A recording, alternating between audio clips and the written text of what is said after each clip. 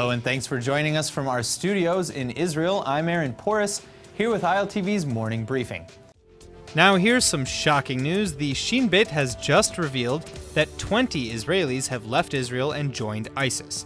The majority of them are Arab Israelis who illegally crossed the border into Syria to enlist in the army of the Islamic State. But perhaps most surprising is the fact that at least 2 of them were actually Jewish, who then converted to Islam before joining up with ISIS. Both had immigrated from the former Soviet Union to Israel at a young age. One was a 32-year-old man from Lod, and the other was actually a 28-year-old woman from Ashdod.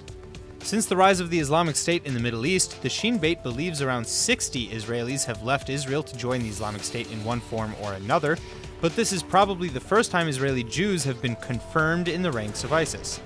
Israel's Interior Ministry is now stripping the citizenship of 19 of these 20 Israelis, as one is believed to have been killed fighting for ISIS.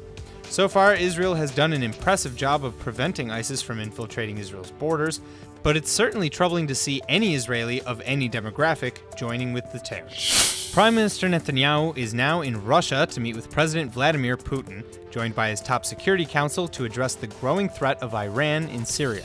This is a critical meeting that the Israeli envoy has been prepping for quite some time now, one which holds high stakes for Israeli security. Russia became a major player in the Syrian civil war when it entered the fray back in 2015 in support of President Assad, leading airstrikes and bombings against the Syrian rebels.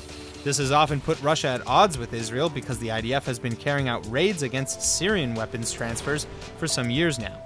But the stakes are high for Israel to broker some kind of agreement with Russia, especially as Iranian presence in Syria has skyrocketed in the wake of instability.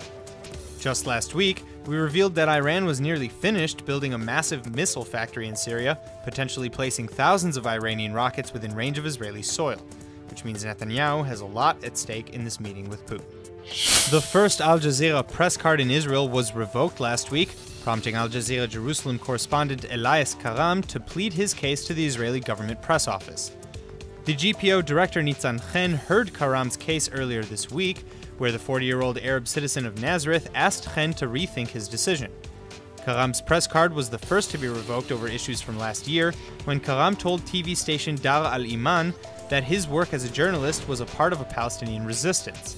In the interview, he said, quote, "A Palestinian journalist working in occupied territory or conflict zone is no different to a politician or teacher resisting Israel's occupation.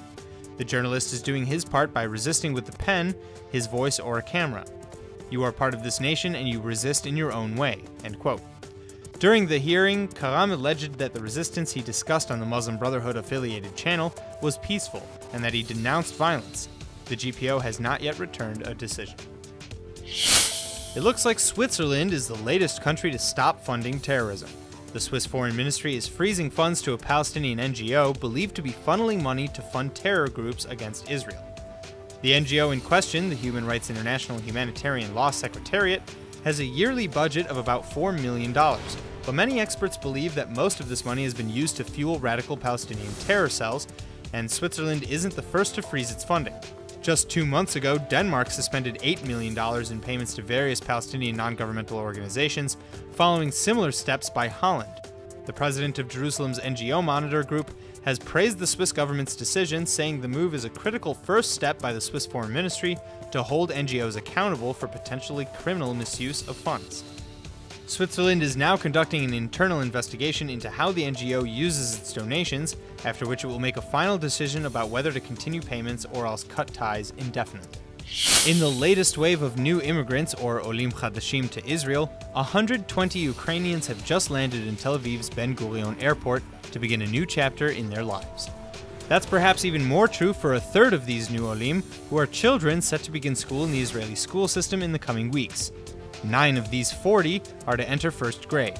One of the Olim, when sharing with reporters, said her daughter Sarah will soon start first grade, and that they are all very excited and waiting to start the school year and make new friends. This latest wave of incoming Israelis was organized by the International Fellowship of Christians and Jews, or the IFCJ. The IFCJ has been working over the past 3 years to help aid people in their immigration to Israel. The IFCJ has brought 7,400 people from 19 different countries since they began their mission, nearly 5,000 of them from the Ukraine. That's all for now. I'm Aaron Porras, and see you later with our main daily broadcast from Israel at 2 p.m. Eastern Time.